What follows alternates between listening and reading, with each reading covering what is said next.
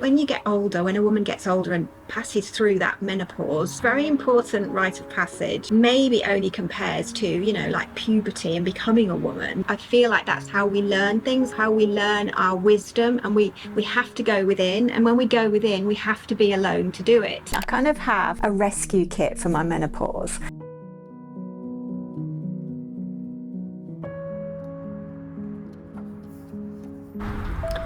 So, yes, I am here. Hello. So I've been up really early this morning. I got up just before the sunrise and walked locally to myself and watched the sun come up. And as it was coming up one side, the other horizon, there was like these black clouds looming in, and then like some low cloud as well. So it completely covered my village with mist, and it looked really, really pretty. Then it sort of gradually merged together, and I was getting really cold because by that point the black cloud was coming. So I went home, you know, I went to see my tree, the big lovely tree that you might have seen it earlier on in the video. Really loved that tree. Yeah, it had a few messages for me this morning, which was really special. Love that. And so today, what's the plan then? I've had a bit of a mishap in my car. Not me. So you might think, oh no, not again, Wendy. No, I was coming down a road. It was only wide enough for one vehicle, and it was my right of way, and I was, you know, I was toddling along in my car, not going fast or anything like that. And there's parked cars on my right, therefore blocking the right side lane coming towards me. I live in the UK, you see, we do drive on the left. Sorry if that's confusing. Anyway, a car decided to basically come forwards, come at me. So I just braked because I knew, and stopped because I knew there wasn't enough room for both of us, and he just wouldn't give it up and was just glaring at me, because by this point we could really kind of see each other, and was just pushing through. And of course his car ground onto my car, so I just kind of looked down because I thought, well, I don't want to get annoyed at this point because I'm not sure how this is going to pan out. Meanwhile, there's a queue of cars behind me following me up the hill who were also stuck at this point. So I jumped out my car when he reversed, that is, because as he was reversing there was more grinding on my car. I haven't had this car very long. It's not a new car and it's not posh, but it's my new car, and I've only had it a few months. Anyway, I got out my car, I had to go to my boot because that's where my phone was, and I knew I wanted to take a picture of his number plate because I wasn't sure how this was going to pan out. He kind of looked like he was a bit of a chancer, if I want to put that politely. Anyway, I've not been calling him that off video. He didn't get out of his car, so I took a picture of the number plate and his position, and then I took a picture, you know, from what my position of the car was in case I had to go through the insurance and it was difficult and stuff like that. I sort of noted as well, took a picture of the damage on my car. He eventually got out the car while I was doing all this. I just said to him, you know, it was my right of way, what's going on? I was again really calm, and I'm really glad I was calm. He was a bit, I don't know, it could have gone either way basically, but I wasn't unsafe because there was, you know, cars behind me and then obviously cars behind him at that point as well. He was like, what are you worrying about anyway? There's no damage. But I said, well, there is, because look. And you went, oh, okay, here's my number, and then, you know, text me with your garage quote or whatever and I'll pay. Whether he will or not, I don't know. I don't know whether it's going to eventually have to go through the insurance. It's just annoying. It's really annoying. It's a complete waste of my time because now I've got to go to the garage in a couple of hours, send him a message. But the last message I sent which was just a little update to say I haven't been able to book into the garage because they're really busy. He didn't reply and he hasn't read the message. So I'm like, is it worth doing? I don't know. Some things just aren't worth the trouble, are they? No.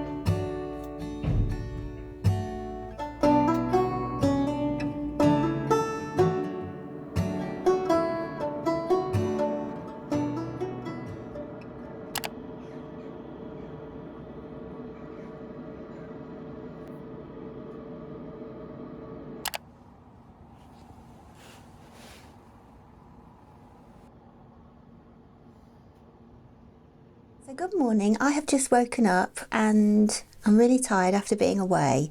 So I need to, get myself together a little bit today. And I have got my coffee on, so that's good. So I'm just going to have a little settle in and then work out what I'm doing. You know, we need a moment.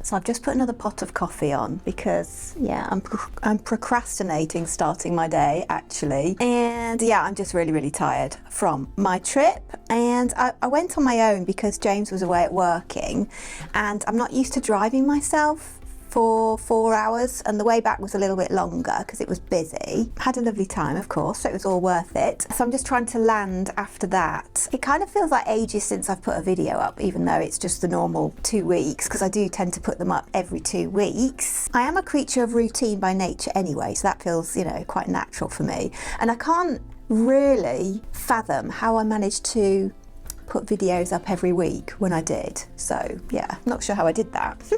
Mind you, that all started in lockdown days, so life was very different then. It's all changed again. I think, like I talked about in the last video, I left off with the kind of controversy that was going on around the Red Spring, around the Chalice Well Gardens that I took you to in the last video, in actual fact, for the solstice. I had quite a lot of extra thoughts about that I didn't put in the video last week. Did I show you my little sketch? I think I did.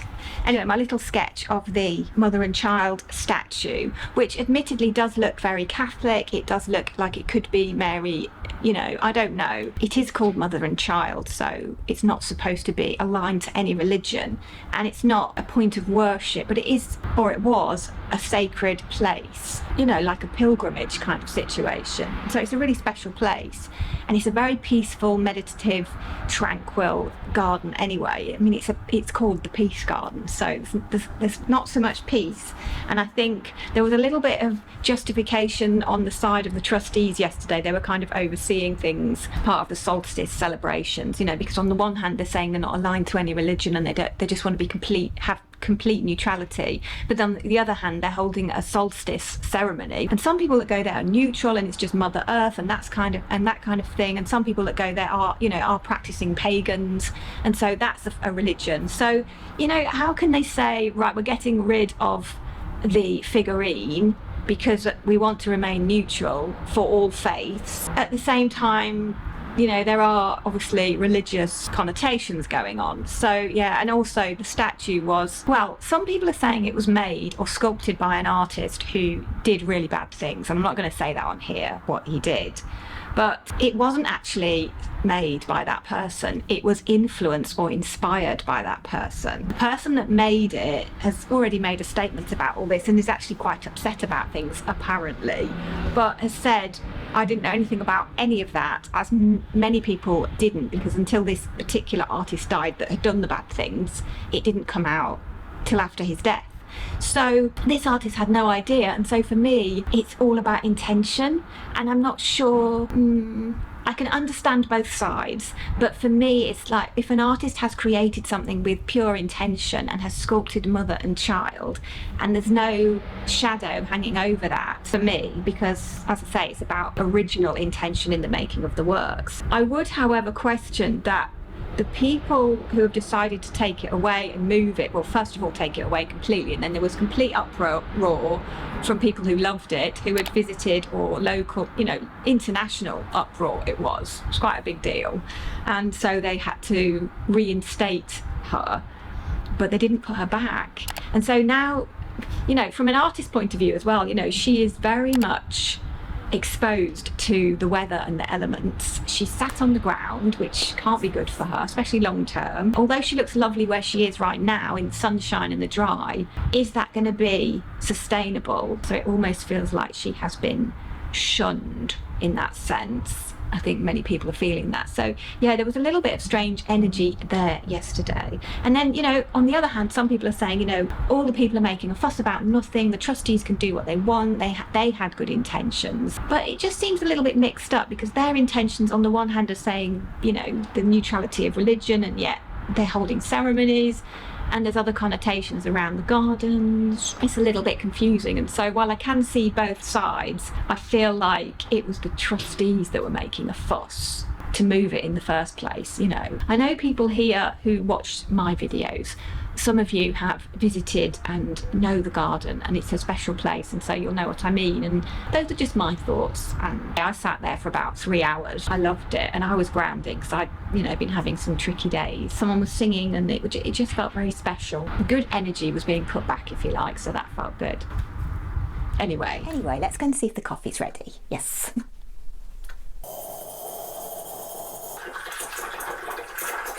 So I'm basically trying to unpack. I've got my soap bag, piles of clothing here that are still left over from my trip, and a couple of things that I always take away with me for my hormones, menopause, that kind of thing. I kind of have a rescue kit for my menopause. If it's summer and it's a possibility that it's going to be warm or hot, I always make sure I have a fan, either a small USB fan or my big fan if I'm going for a little while, or a check. So the hotel that I stayed in, I knew it had a fan, so I didn't actually take it on this trip.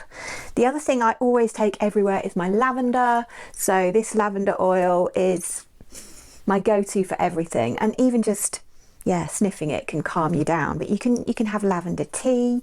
You can have, I have a lavender shower because I don't have a bath in my current house, so I just kind of put a load of lavender on and then jump into the steam of the shower, if you like, and then I have this kind of aromatherapy version of the aromatherapy bath, but it's just a shower, and it works just as well, let me tell you. And then the other thing I've got, which I've used now for many months, is a wild yam cream, and I'm not going to show the make because it's not sponsored or anything like that, but this is one that James got me. Nice. It smells really fresh and neutral. There's nothing horrible in it. It's got calendula and vitamin E in it as well, and I rub that on my skin after a shower pretty much every day. That seems to balance my hormones. Yam cream is a natural progesterone, and from my research, and again, you know, I'm not an expert, so please, you know, don't take this as a given, but from my own research and my own experiences, the progesterone creams work by regulating your estrogen and your progesterone, and you can't overdose on progesterone either. It is the comfort hormone. So all those things where you're feeling really uncomfortable and angsty and stressed when you're having maybe your monthlies or menopause, it can really help balance you, I think, by having a progesterone. I also take maca powder, which is a Peruvian root. And what else do I do? I've had different versions of herbal teas and herbal tinctures. I now swear by St. John's wort. I've got an alcohol-free tincture, and I take a little bit of that every day, and I feel like it regulates my emotions better than anything else I've tried, to be honest. And I also love an in-the-moment something. So if I'm really sort of stressed and spiralling in the moment, it can be just anxiety and nothing to do with menopause and hormones and things like that. But, you know, if I'm really spiraling in the moment, I often put a bit of lavender on, so that can really help. Lavender is the one oil that you can actually use just neat on your skin. Otherwise you can carry, you know, a little bottle of your favorite calming essential oils, but mixed in with a little bit of carrier oil, or as a little spray bottle as well. I've done that. The other thing I like to have in the moment is some other tinctures. So at the moment I really love reishi tincture, and I use an alcohol-free tincture, but you can get them with alcohol as well. I'm just alcohol-free at the moment, so I choose one with no alcohol. I've been alcohol-free for over 2 years now, and yeah, still going strong. Alcohol seems to affect me in all sorts of various ways, so I'm probably best off having either a big break, or I don't know if I'll ever go back to it. My body's certainly been metabolizing alcohol differently since I've hit perimenopause and menopause and stuff, so yeah, and it's been tricky for me to give up in a way, because I've always loved to have a glass of wine in the evening, or 2 or 3. It sort of does numb the edges of your day. Without that, I tend to have a lot more calmness and regulation in my evenings. The biggest difference it's made for me, I have to say, has been sleep. I sleep, yeah, completely differently now, so much better. Where with alcohol, it really disrupts your sleep. But this isn't about me being judgmental or anything like that. So if you get on fine with alcohol, then, you know, go ahead.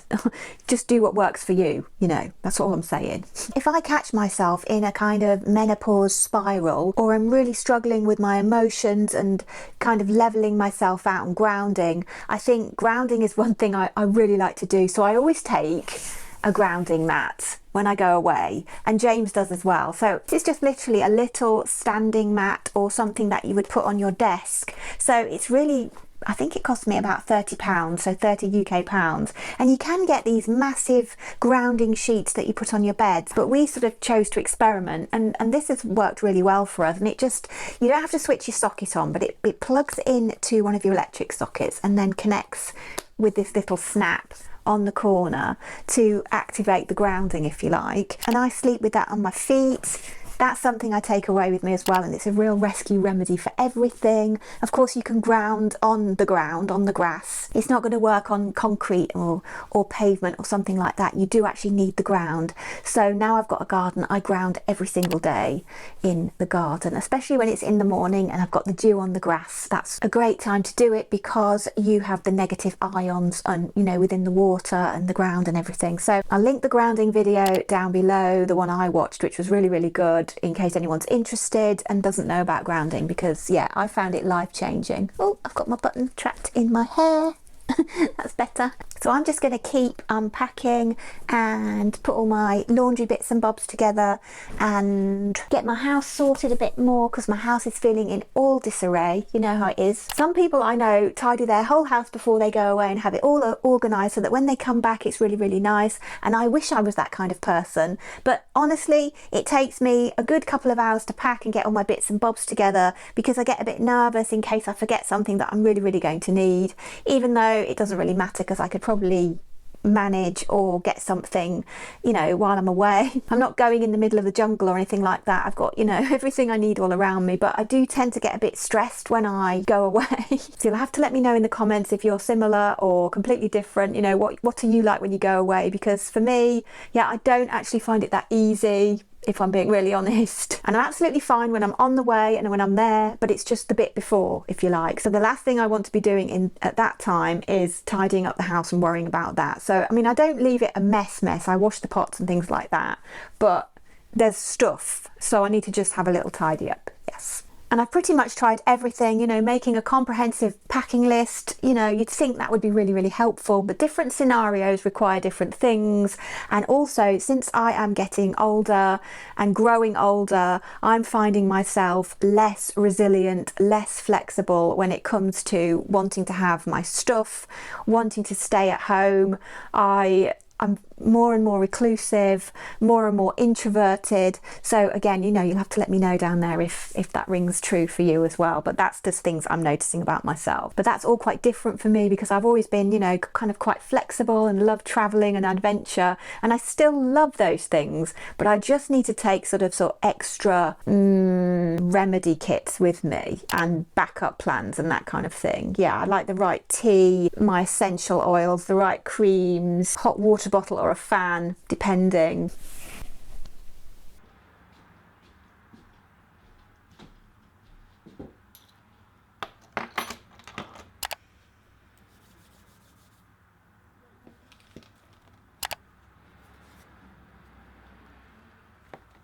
So we made it to the studio, and I wasn't exactly sure that I was going to make it in because I just feel so introverted, if you like, enjoying my own solitude, enjoying my own company, if that makes sense. And I've been thinking, you know, on the drive here, I'm wondering why I'm becoming more like this as I'm getting older. And I think, if I think back to my travel days, when James and I, and there's a whole video about this and explaining why and what and everything. We basically had a mortgage, full-time jobs, careers. I was a teacher, James was doing web work. We sold everything and ran away in a teeny tiny van. Not to actually live in the van, but to travel in the van. And then we had like it was off season, it was winter. So we went to Europe and got off season kind of apartments. Some of them were Airbnb, some of them were just, you know, we stumbled across them on our travels, if you like. So we weren't living in the van at that point until I think about a year later. But anyway, We did run away in this teeny tiny van. It was so teeny tiny we couldn't have lived in it in actual fact. But while I was doing that, James was working quite a lot on the road and I was relying on savings. And so I had quite a lot of time on my own, which I hadn't really had before because I'd either been working or doing stuff at the weekends, and that was my routine. 5 days work, 2 days off. You know, that was that really. So I didn't have that breathing space that I found myself in when we were traveling. And I started doing a lot of like online retreat type things where I sort of came across a lot of speakers, inspirational speakers, I guess you might call them, all sorts of people. I must have listened to hours and hours and hours of, you know, online lectures on all sorts of topics, from astrology to Mother Nature to women's cycles and cycling with the natural cycles, all that stuff. And that led me into a place. I did a lot of art and a lot of art journaling, which I think I've talked about quite a lot before, but that led me to a place of self-improvement and complete transformation. And I was transformed from the inside out. I also, you know, my life was completely different. So that's kind of what I'm thinking. And I feel like, you know, they say, don't they, when you get older, when a woman gets older and passes through that menopause, that portal, very important rite of passage, maybe only compares to, you know, like puberty and becoming a woman and the beginning of your cycles, to actually becoming a mother in whatever way that might look like. And there are portals along the way, don't get me wrong, but this is the next big one, if you like. So it is a big milestone to cross. I feel like I'm nearly through the tunnel now. It's a lot easier than it was, that's for sure, when I was kind of feeling really in the squeeze. I feel like it's a tunnel, so it's a portal, but it's a tunnel. You don't know what's on the other side, and it's kind of scary. And even if people tell you, you know, it'll get better and there's, you know, there's light at the end of that tunnel, it's still quite scary, or it was for me anyway. You'll have to let me know, you know, your experiences. And if you haven't gone through yet, then whether you have that kind of anticipation around it, if you like.